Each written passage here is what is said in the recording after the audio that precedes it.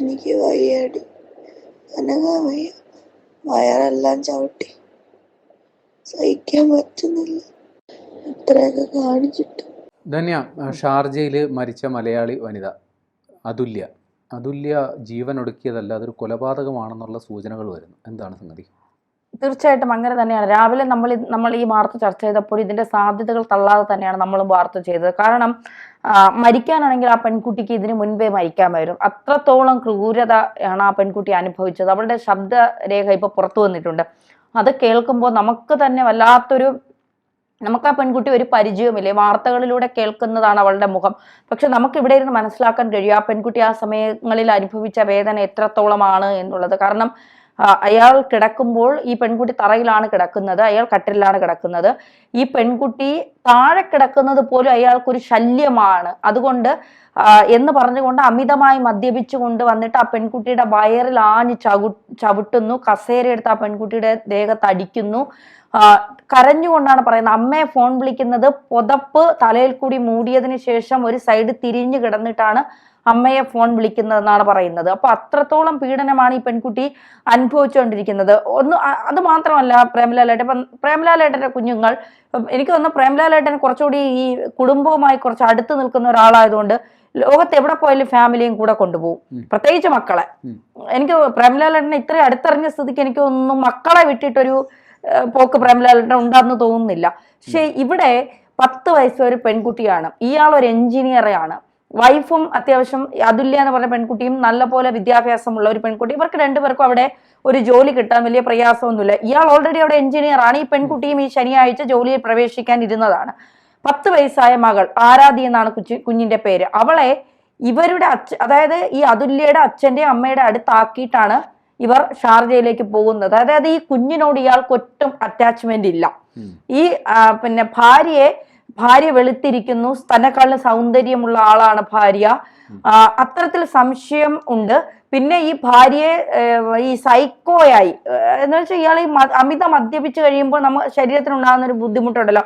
ഇയാളുടെ വീഡിയോകളൊക്കെ ഇപ്പൊ പുറത്തു വന്നിട്ടുണ്ട്. ഇയാൾ കസേര എടുത്ത് അടിക്കാൻ നിൽക്കുന്നത്, നീ വീഡിയോ എടുക്കടി എന്ന് പറഞ്ഞ് ഇവരെ അടിച്ചിട്ടിട്ട് എടുക്കുന്ന, അങ്ങനെ ഇയാള് കട്ടിൽ ബോധമില്ലാതെ കിടന്ന് സംസാരിക്കുന്ന, അങ്ങനെയൊക്കെ നിരവധി വീഡിയോകളടക്കം ഇപ്പൊ പുറത്തു വന്നിട്ടുണ്ട്. ഇപ്പൊ ഇതിന്റെയൊക്കെ അടിസ്ഥാനത്തിൽ കുടുംബം തന്നെ പറയുന്നത് മകൾ ഒരിക്കലും മരിക്കില്ല. കാരണം കുഞ്ഞിനെ ആലോചിച്ച് മകൾ ഒരിക്കലും മരിക്കില്ല, അവളെ കൊന്നതാണ്. ഇയാൾ അബോധാവസ്ഥയിൽ കൊന്നിട്ട് പിന്നെ ബോധം വന്നപ്പോൾ കെട്ടിത്തൂക്കിയതായിരിക്കാം എന്നാണ് പറയുന്നത്. ഇപ്പോ ഇയാളൊരു ഇന്റർവ്യൂ ഈ ഭാര്യ മരിച്ചതിന് ശേഷന് കൊടുത്തിരുന്നു. അതിൽ ഇയാൾ പറയുന്നത് അനിതയുടെ അതായത് ഈ അതുല്യയുടെ കാല് താഴെ തട്ടി നിൽക്കുന്ന നിലയിലായിരുന്നു. താൻ മദ്യപിക്കും, സുഹൃത്തിന്റെ വീട്ടിൽ പോയി, അകത്തു നിന്നും വീട് പൂട്ടി വന്നു നോക്കുമ്പോൾ തൂങ്ങി നിൽക്കുന്നതാണ് കണ്ടത്. ഇതാണ് സതീഷിന്റെ തുറന്നു പറച്ചിൽ. ഇവിടെയാണ് ചില സംശയങ്ങൾ ഉദിക്കുന്നത്. വീക്കെൻഡിൽ മദ്യപിക്കാറുണ്ടെന്നും ഇയാൾ പറയുന്നുണ്ട്.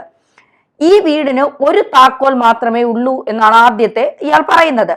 അതായത് വീട് അകത്തു നിന്ന് പൂട്ടിയ വീട് എങ്ങനെയാണ് അതുല്യ തൂങ്ങി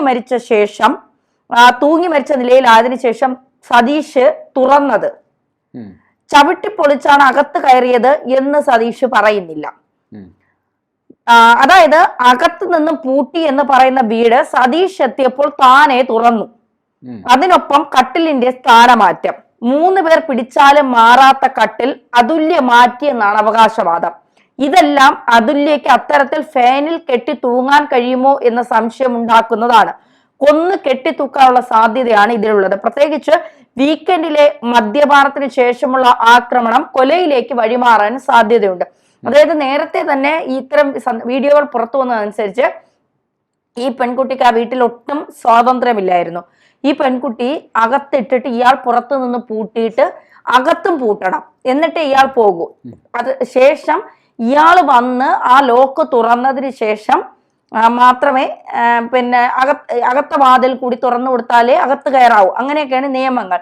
അപ്പോൾ നേരത്തെ പ്രേംലാലേട്ടൻ പറയുന്ന കേട്ടു, നമുക്ക് വേണമെങ്കിൽ ഓടി രക്ഷപ്പെടാം, ആരെങ്കിലും വിളിക്കുകയൊക്കെ ചെയ്യാതെ. ഈ പെൺകുട്ടിക്ക് ഇയാളെന്ന് പറഞ്ഞാൽ ഒരു വീക്ക്നെസ് ആയിരുന്നു.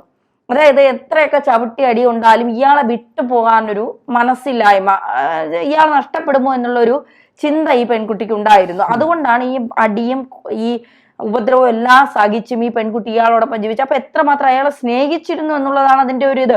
നമ്മുടെ ശരീരം നൊന്തിട്ടും നമ്മുടെ മനസ്സ് വേദനിപ്പിച്ചിട്ടും നമ്മളെ ക്രൂരമായി ഉപദ്രവിച്ചിട്ടും നമ്മൾ അയാളോടൊപ്പം നിൽക്കുന്നുണ്ട് എങ്കിൽ നമ്മൾ അയാൾ എത്രമാത്രം അയാളോടൊപ്പം ചേർന്ന് നിൽക്കാൻ നമ്മൾ ആഗ്രഹിക്കുന്നു എന്നുള്ളതാണ്. അവിടെയാണ് ഈ പെൺകുട്ടിക്ക് പിഴച്ചു പോയത് എന്നുള്ളതാണ്. ഇപ്പോഴത്തെ പെൺകുട്ടികളൊക്കെ ഇങ്ങനെ ഇടിയും കൊണ്ട് നിൽക്കുമോ എന്നുള്ളതാണ്. ഈ ഇത് കൊലപാതകമാകാമെന്ന് പറയുന്ന ഈ അതുല്യയുടെ മാതാപിതാക്കൾ അല്ലെങ്കിൽ ബന്ധുക്കൾ ഇതിനു മുമ്പ് ഇത്രയും വലിയ ക്രൂരപീഡനങ്ങൾ ആ കുട്ടിയെ ഏൽക്കുന്നുണ്ടെന്ന് തിരിച്ചറിവുണ്ടല്ലോ. നേരത്തെ തന്നെ അങ്ങോട്ടും ഇങ്ങോട്ടും സംഭാഷണങ്ങൾ നടത്തിയിട്ടുണ്ട്, ദൃശ്യങ്ങൾ അയച്ചു കൊടുത്തിട്ടുണ്ട്. എങ്കിൽ എന്തുകൊണ്ട് ഈ കുട്ടിയെ തിരിച്ചു വിളിച്ചില്ല? തിരിച്ചു വിളിച്ചു, അവർ ഒരുപാട് തവണ തിരിച്ചു വിളിച്ചു എന്നാണ് പറയുന്നത്. മാത്രമല്ല ഇയാൾക്കെതിരെ ഷാർജയിലെ പോലീസിൽ പരാതി നൽകിയിട്ടുണ്ട്. ഒരുപാട് തവണ ഒത്തുതീർപ്പാക്കി ഇനി വേണ്ട എന്ന് പറഞ്ഞ് തിരിച്ചവർ വീട്ടിൽ കൊണ്ടുവന്ന് ഡിവോഴ്സിന്റെ വക്ക് വരെ എത്തിയപ്പോ ഇയാൾ വന്ന് അതുല്യയുടെ കാല് പിടിച്ച് കരഞ്ഞു. എനിക്ക് നീ ഇല്ലാതെ പറ്റില്ല, നീ ഉണ്ടെങ്കിൽ ഇല്ലെങ്കിൽ ഞാൻ ചത്തുകളയും, ഇതാണെന്നൊക്കെ പറഞ്ഞപ്പോ സ്വാഭാവികമായിട്ട് ഇവർക്ക് അയാളോട് ഒരു വല്ലാത്ത സ്നേഹ കൂടുതലുണ്ട്. അടിച്ചിറക്കിയാലും ചിലര് പോവില്ലല്ലോ, ആ ഒരു അവസ്ഥയിലാണ്. അടിച്ചിറക്കിയാൽ ഇപ്പൊ നിന്നെ എനിക്ക് വേണ്ട, നീ ഒന്ന് ഇറങ്ങിപ്പോ, ഇനി എന്റെ വീട്ടിൽ കയറല്ലേ എന്നൊക്കെ പറഞ്ഞ് ചിലർ അടിച്ചിറക്കും. എന്റെ ഒരു സുഹൃത്ത് അങ്ങനെയൊക്കെ വന്ന് പറഞ്ഞ് ഞാൻ കേട്ടിട്ടുണ്ട്. അതായത് ഭർത്താവിന്റെ വീട്ടിൽ നിൽക്കുമ്പോ ഭർത്താവ് തന്നെ പറയുന്നു, നീ ഇവിടെ നിന്ന് ഇറങ്ങിയില്ലെങ്കിൽ ഞാൻ പോലീസിനെ കൊണ്ടുവന്ന് നിന്നെ ഇറക്കി വിടും, നീ മര്യാദയ്ക്ക് ഇവിടെ നിന്ന് ഇറങ്ങിപ്പോവും എന്നും പറഞ്ഞിട്ട് അവളെ വല്ലാത്ത. പക്ഷെ അപ്പോഴും പിടിച്ചിരുന്നു. അവസാന സ്റ്റേജിൽ ആ പെൺകുട്ടി ഇറങ്ങിപ്പോയി. അത് മറ്റൊരു കാര്യം. അത് കുറച്ചുകൂടി നമുക്ക് ഒരു ധൈര്യമൊക്കെ വേണം. നമുക്ക് നമ്മൾ സ്വതന്ത്രമായി ജീവിക്കാനുള്ള ഒരു ധൈര്യം നമുക്ക് വേണം, അല്ലെങ്കിൽ വീട്ടുകാരുടെ ഒരു സപ്പോർട്ട് വേണം. ഇവിടെ ആ പെൺകുട്ടിക്ക് വീട്ടുകാരുടെ സപ്പോർട്ട് ഉണ്ടായിരുന്നു. വീട്ടുകാരെ നമുക്ക് കുറ്റം പറയാൻ പറ്റില്ല.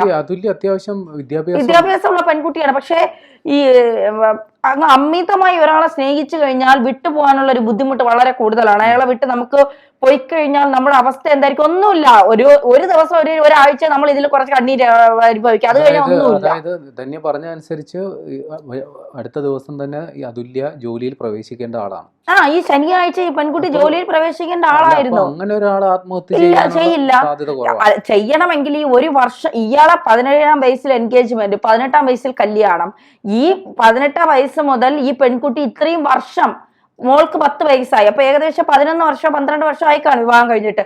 ഈ 12 വർഷം അല്ലെങ്കിൽ 11 വർഷം പെൺകുട്ടി ഇത് അനുഭവിക്കുന്നില്ലേ?